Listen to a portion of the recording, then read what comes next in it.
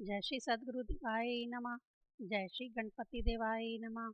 ओम सर्वमंगल मांगल्ये शिवे सर्वार्थ साधिके शरण्ये त्र्यंबके गौरी नारायणी नमस्तुते। श्रीमद् देवी भागवत महापुराण चौथा स्कंद 17वां अध्याय। श्री नारायण द्वारा अप्सराओं को वरदान देना। राजा जन्मेजय द्वारा व्यास जी से श्री कृष्ण अवतार का चरित्र सुनाने का निवेदन करना। जन्मेजय बोले, हे मुने, आप नर नारायण के आश्रम में आई हुई अप्सराओं की चर्चा पहले ही कर चुके हैं, जो काम पीड़ित होकर शांत चित्त मुनि नारायण पर आसक्त हो गई थी।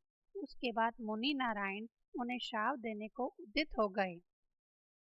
इस पर उनके भाई धर्मवक्ता नर ने उन्हें ऐसा करने से रोक दिया था। हे मुने, अत्यंत कामासक्त उन अप्सराओं के द्वारा अपने मन में पति रूप में संकल्पित किए गए उन मुनि नारायण ने इस विषम संकट की उपस्थिति होने पर क्या किया।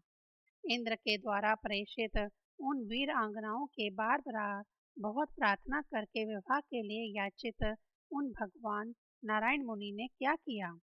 हे पितामह, मैं उन नारायण मुनि का यह मोक्षदायक चरित्र सुनना चाहता हूँ। विस्तार के साथ मुझे बतलाएं। व्यास जी बोले, हे राजन, सुनिए, मैं बतलाऊंगा। हे धर्मज्ञ, उन महात्मा धर्मपुत्र नारायण का चरित्र विस्तार पूर्वक मैं आपको बता रहा हूँ।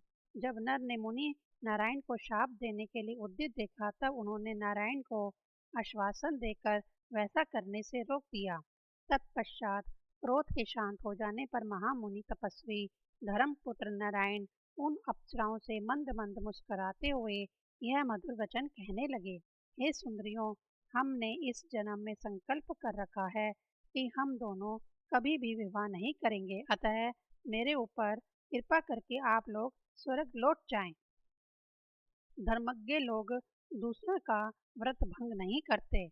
हे सुंदर नेत्रों वाली, इस श्रृंगार रस में रति को ही स्थायी भाव कहा गया है, अतः ब्रह्मचारी व्रत धारण करने के कारण उसके अभाव में मैं संबंध कैसे कर सकता हूँ। कारण के बिना कार्य नहीं हो सकता है, यह सुनिश्चित है। कवियों ने शास्त्र में कहा है कि स्थायी भाव ही रस स्वरूप है। समस्त सुंदर अंगों वाला मैं इस धरातल पर धन्य तथा सौभाग्यशाली हूँ, जो कि आप लोगों का स्वाभाविक प्रीति पात्र बन सका।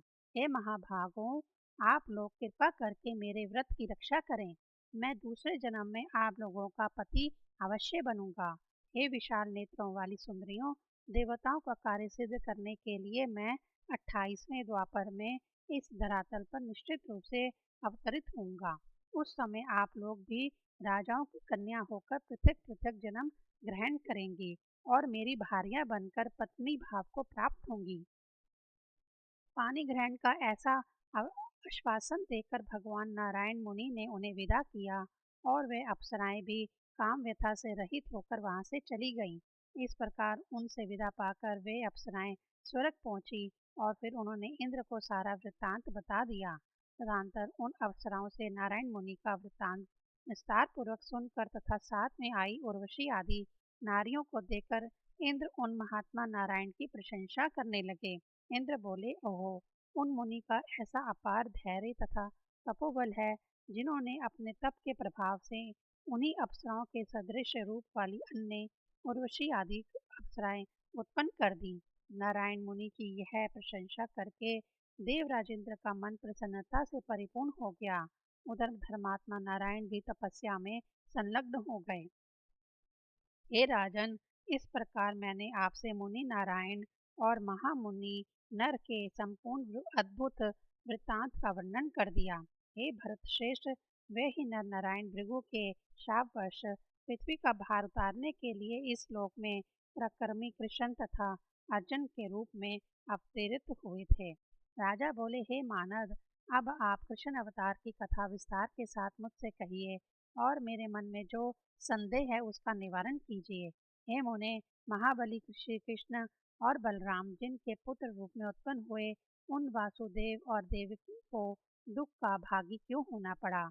जिनकी तपस्या से संतुष्ट होकर साक्षात भगवान श्री हरि उनके पुत्र बने थे, वे ही वासुदेव और देवकी बेड़ियों में बद्ध होकर कंस के द्वारा बहुत वर्षों तक क्यों सताए गए? वह श्री कृष्ण उत्पन्न तो मथुरा में हुए, किंतु गोकुल क्यों ले जाए गए? बाद में कंस का वध करके उन्होंने द्वारका में निवास क्यों किया? अपने पिता आदि के द्वारा सेवित समृद्धि संपन्न तथा पवित्र स्थान को छोड़कर वे भगवान श्री कृष्ण दूसरे अनार्य देश में क्यों चले गए थे? क्यों चले गए? एक ब्राह्मण के शाप से भगवान श्री कृष्ण के वंश का नाश क्यों हो गया?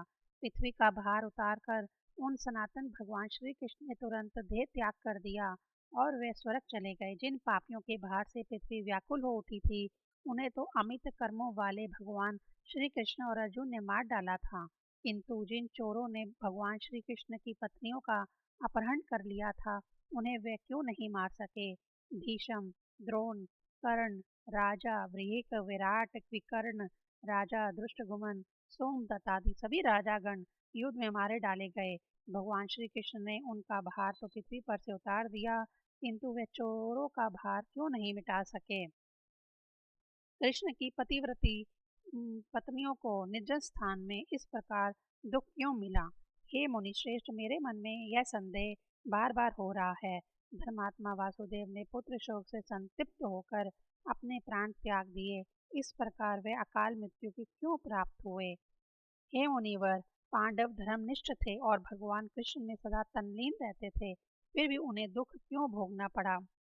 महाभागा द्रौपदी को दुख क्यों सहने पड़े? वह तो साक्षात लक्ष्मी के अंश से उत्पन्न थी और वेदी के मध्य से प्रकट हुई थी। रजोधर्म से युक्त उस युवती द्रौपदी को उसके बाल पकड़कर घसीटते हुए दुशासन सभा में ले आया था। वन में गई हुई उस पतिव्रता को सिंधुराज जयद्रथ ने सिताया। उसी प्रकार अज्ञातवास के समय कीचक ने भी रोती कलपती उस द्रौपदी को बहुत पीड़ा पहुंचाई। अश्वत्थामा के घर के अंदर ही उसके 5 पुत्रों को मार डाला। सुभद्रा पुत्र अभिमन्यु बाल्यावस्था में ही युद्ध में मार डाला गया। उसी प्रकार कंस ने देवकी के 6 पुत्रों का वध कर दिया, किंतु सब कुछ करने में समर्थ होते हुए भी भगवान श्री कृष्ण प्रारब्ध को नहीं टाल सके। यादवों को शाप मिला और इसके बाद प्रभास क्षेत्र में उनका निधन हो गया। इस प्रकार भयंकर कुल नाश हो गया और अंत में उनकी पत्नियों का हरण भी हो गया। भगवान कृष्ण स्वयं नारायण, ईश्वर और विष्णु थे, फिर भी उन्होंने दास की भांति उग्रसेन की सदा सेवा की। हे महाभाग, मुनि नारायण के विषय में मुझे यह संदेह है कि आचार व्यवहार में वे सदा साधारण प्राणियों के समान ही रहते थे। सभी प्राणियों के समान हर्ष शोक आदि भाव उनमें भी क्यों थे? उन भगवान श्री कृष्ण की भी यह अन्यथा गति क्यों हुई? अतः आप श्री कृष्ण के महान चरित्र का विस्तार पूर्वक वर्णन कीजिए और उन लोकोत्तर भगवान के द्वारा पृथ्वी तल पर किए गए कर्मों को भी बतलाइए। हे मुनि श्रेष्ठ, भगवान श्री कृष्ण दैत्यों की आयु समाप्त होने पर भी बड़े कष्ट से उन्हें मार पाए, और उस समय उनकी विख्यात ईश्वरीय शक्ति कहाँ थी? रुक्मणी हरण के समय वे वासुदेव श्री कृष्ण उसे लेकर भाग गए थे। उस समय तो उन्होंने चोर तुल्य आचरण किया था। समृद्धिशाली तथा अपने पूर्वजों के द्वारा प्रतिष्ठित किए गए मथुरा मंडल को छोड़कर वह श्री कृष्ण जरासंध के भय से द्वारका चले गए थे। उस समय कोई भी नहीं जान सका कि यह श्री कृष्ण ही भगवान विष्णु हैं। हे ब्राह्मण, श्री कृष्ण के द्वारा अपने को ब्रज में छुपाए रखने का कुछ कारण आप मुझे बतलाइए। हे सत्यवती नंदन, ये तथा और भी दूसरे बहुत से संदेह हैं। हे महाभाग, हे द्विजवर, आप सर्वज्ञ हैं, अतः आज आप उन्हें दूर कर दीजिए। एक और गोपनीय संदेह है जो मेरे मन से नहीं निकल पा रहा है। क्या द्रौपदी के 5 पतियों का होना लोक में निंदनीय नहीं है?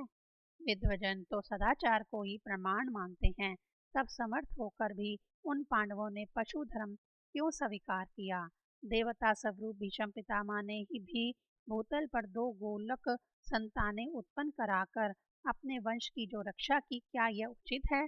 मुनियों के द्वारा जो धर्म निर्णय प्रदर्शित किया गया कि जिस किसी भी उपाय से पुत्र उत्पत्ति करनी चाहिए, उसे धिक्कार है।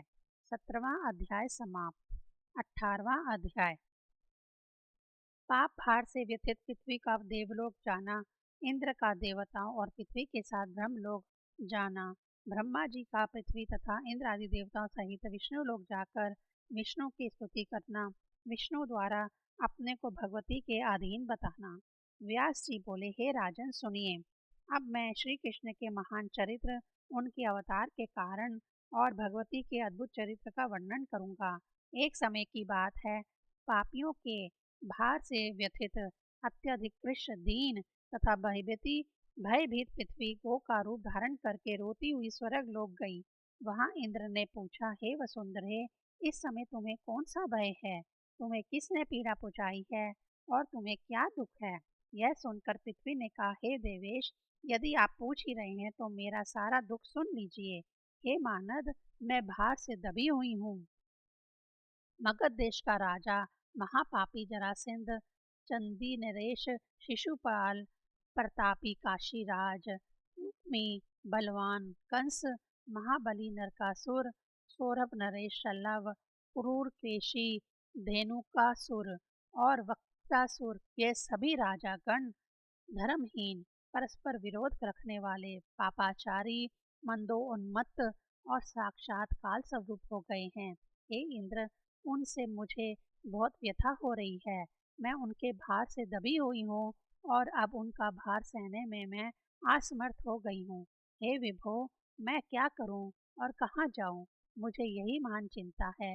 हे इंद्र, पूर्व में मैं दानव हरणाक्ष से पीड़ित थी। उस समय परम ऐश्वर्यशाली वराह रूपधारी भगवान विष्णु ने मेरा उद्धार किया था। यदि वह वराह रूप धारण करके मेरा उद्धार ना किए होते तो उससे भी अधिक दुख की स्थिति में मैं ना पहुंचती। आप ऐसा जानिए, कश्यप के पुत्र दुष्ट दैत्य हिरण्याक्ष ने मुझे चुरा लिया था और उस महासमुंदर में डुबो दिया था। उस समय भगवान विष्णु ने सूकर का रूप धारण करके उसका संहार किया और मेरा उद्धार किया।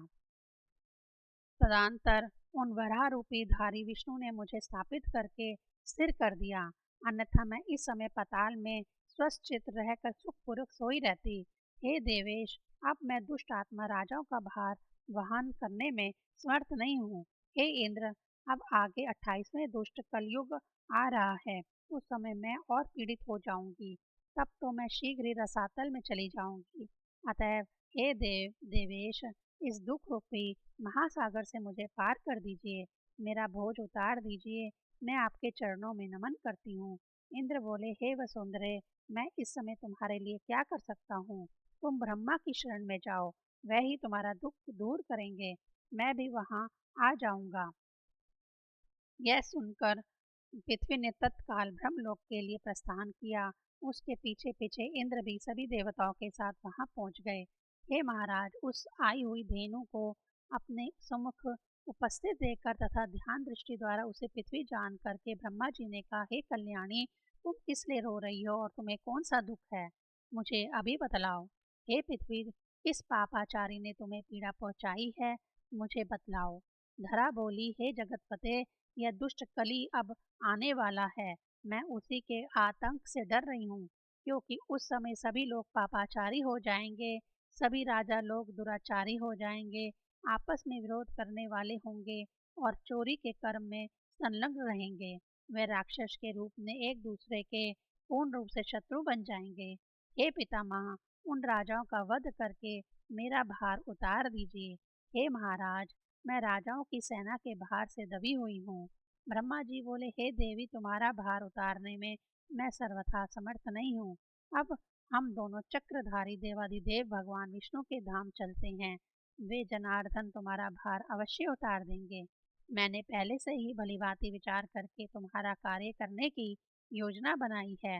उन्होंने इंद्र से कहा, हे सुरश्रेष्ठ, जहाँ पर भगवान जनार्दन विद्यमान है, अब आप वहीं पर चलें। व्यास जी बोले, ऐसा कह के वे वेदकर्ता चतुर्मुख ब्रह्मा जी हंस पर आरूढ़ हुए और देवताओं तथा गो रूप धारणी पृथ्वी को साथ में लेकर विष्णु लोक के लिए प्रस्थित हो गए। वहां पहुंचकर भक्ति से परिपूर्ण हृदय वाले ब्रह्मा जी वेद वाक्यों से उनकी स्तुति करने लगे। ब्रह्मा जी बोले, आप 1000 मस्तकों वाले, 1000 नेत्रों वाले और 1000 पैरों वाले हैं। आप देवताओं के भी आदिदेव तथा सनातन वेद पुरुष हैं। हे विभो, हे रमापते, भूतकाल, भविष्यकाल और वर्तमान काल का जो भी हमारा अमर तत्व है उसे आपने ही हमें प्रदान किया है। आपकी इतनी बड़ी महिमा है कि उसे त्रिलोकी में कौन नहीं जानता। आप इस सृष्टि करने वाले, पालन करने वाले और संहार करने वाले हैं। आप सर्वव्यापी और सर्वशक्तिमान हैं। व्यास जी बोले, इस प्रकार स्तुति करने पर पवित्र हृदय वाले वे गरुड़ ध्वज भगवान विष्णु प्रसन्न हो गए और उन्होंने ब्रह्मा आदि देवताओं को अपने दर्शन दिए। प्रसन्न मुखमंडल वाले भगवान विष्णु ने देवताओं का स्वागत किया और विस्तार पूर्वक उनके आगमन का कारण पूछा। तदंतर पद्म योनि ब्रह्मा जी ने उन्हें प्रणाम करने के उपरांत पृथ्वी के दुख का स्मरण करते हुए उनसे कहा, हे विष्णु, हे जनार्दन, अब पृथ्वी का भार दूर कर देना आपका कर्तव्य है। अतः हे दयानिधे, द्वापर का अंतिम समय उपस्थित होने पर आप पृथ्वी पर अवतार लेकर दुष्ट राजाओं को मारकर पृथ्वी का भार उतार दीजिए। विष्णु बोले, इस विषय में मैं, विष्णु, ब्रह्मा, शंकर, इंद्र, अग्नि, यम, त्वष्टा, सूर्य और वरुण कोई भी स्वतंत्र नहीं है। यह संपूर्ण चराचर जगत योग माया के अधीन रहता है। ब्रह्मा से लेकर त्रिशप्रयांत सब कुछ सात्विक, राजस, तामस गुणों के सूत्रों द्वारा उन्हीं में गूंथा हुआ है। हे सुव्रत, वे हितकारिणी भगवती सब प्रथम स्वेच्छा पूर्वक जैसा करना चाहती है वैसा ही करती है। हम लोग भी सदा उनके ही अधीन रहते हैं।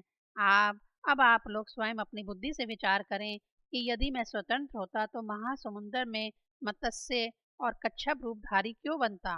रिक्त योनियों में कौन सा भोग प्राप्त होता है, क्या यश मिलता है, कौन सा सुख प्राप्त होता है, कौन सा पुण्य प्राप्त होता है। इस प्रकार शूद्र योनियों में जन्म लेने वाले मुझ विष्णु का क्या फल मिला। यदि मैं स्वतंत्र होता तो सूकर, नरसिंह और वामन क्यों बनता। इसी प्रकार हे पितामह, मैं जमदग्निपुत्र परशुराम के रूप में उत्पन्न क्यों होता। इस भूतल पर मैं क्षत्रियों के संहार जैसा नरसंहार कर्म क्यों करता और उनके रुधिर से समस्त सरोवर को क्यों भर डालता। उस समय मैं जमदग्निपुत्र परशुराम के रूप में जन्म लेकर एक श्रेष्ठ ब्राह्मण होकर भी युद्ध में क्षत्रियों का संहार क्यों करता और घोर निर्दयी बनकर गर्भस्थ शिशुओं तक का क्यों भला मैं मारता। हे देवेंद्र, राम का अवतार लेकर मुझे दंडक वन में पैदल विचरण करना पड़ा, गेरुआ गेरुआ वस्त्र धारण करना पड़ा और जटा विकलधारी बनना पड़ा। उस निर्जन वन में असहाय रहते हुए तथा पास में बिना किसी भोज्य सामग्री के ही निर्लज होकर आखेट करते हुए मैं इधर उधर भटकता रहा। उस समय माया से आच्छादित रहने के कारण मैं उस मायावी स्वर्ण मृग को नहीं पहचान सका और जानकी को पर्णकुटी में छोड़कर उस मृग के पीछे पीछे निकल पड़ा।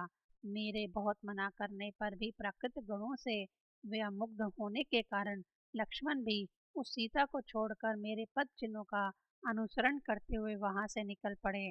तदंतर कपट स्वभाव राक्षस रावण ने भिक्षुक का रूप धारण करके शोक से व्याकुल जानकी का तत्काल हरण कर लिया। तब दुख से व्याकुल होकर मैं वन वन भटकता हुआ रोता रहा और अपना कार्य सिद्ध करने के लिए मैंने सुग्रीव से मित्रता की। मैंने अन्यायपूर्वक बाली का वध किया तथा उसे शाप से मुक्ति दिलाई और इसके बाद वानरों को अपना सहायक बनाकर लंका की ओर प्रस्थान किया। वहां युद्ध में मैं तथा मेरा छोटा भाई लक्ष्मण दोनों ही नागपाशों से बांध दिए गए। हम दोनों को अचेत पड़ा देखकर सभी वानर आश्चर्यचकित हो गए। तब गरुड़ ने आकर हम दोनों भाइयों को छुड़ाया। उस समय मुझे महान चिंता होने लगी कि देव अब ना जाने क्या करेगा। राज्य छिन गया, वन में वास करना पड़ा, पिता की मृत्यु हो गई और प्रिय सीता हर ली गई। युद्ध कष्ट दे ही रहा है, अब आगे देव ना जाने क्या करेगा। हे देवतागण, सर्वप्रथम दुख तो मुझे राज्यवहीन का वनवास हुआ। वन के लिए चलते समय राजकुमारी सीता मेरे साथ थी और मेरे पास धन भी नहीं था। वन जाते समय पिताजी ने मुझे एक कोड़ी भी नहीं दी। असहाय तथा धनवहीन मैं पैदल ही निकल पड़ा। उस समय क्षत्रिय धर्म का त्याग करके व्याध विधि के द्वारा मैंने उस महावन में 14 वर्ष व्यतीत किए। तदंतर भाग्यवश युद्ध में मुझे विजय प्राप्त हुई और वह महान असुर रावण मारा गया। इसके बाद मैं सीता को ले आया और मुझे अयोध्या फिर से प्राप्त हो गई। इस प्रकार जब मुझे संपूर्ण राज्य मिल गया, तब कौशल देश पर अधिष्ठित रहते हुए मैंने वहां पर कुछ वर्षों तक संसारिक सुख का भोग किया। इस प्रकार पूर्व काल में जब मुझे राज्य प्राप्त हो गया, तब मैंने लोक निंदा के भय से वन में सीता का परित्याग कर दिया। इसके बाद मुझे पुनः सीता वियोग से होने वाला भयंकर दुख प्राप्त हुआ। वह धरानंदनी सीता पृथ्वी को भेद कर पताल में चली गई। इस प्रकार राम अवतार में भी मैं परतंत्र होकर निरंतर दुख पाता रहा। तब भला दूसरा कौन स्वतंत्र हो सकता है। तत्पश्चात काल के वशीभूत होकर मुझे अपने भाइयों के साथ स्वर्ग जाना पड़ा। अतः कोई भी विद्वान पराधीन व्यक्ति की क्या बात करेगा। हे कमलोद्धव, आप यह जान लीजिए कि मैं परतंत्र हूँ, वैसे ही आप, शंकर तथा अन्य सभी बड़े बड़े देवता भी निश्चित रूप से परतंत्र हैं। 18वां अध्याय समाप्त। ओम ऐं ह्रीं क्लीं चामुंडाय विच्चे।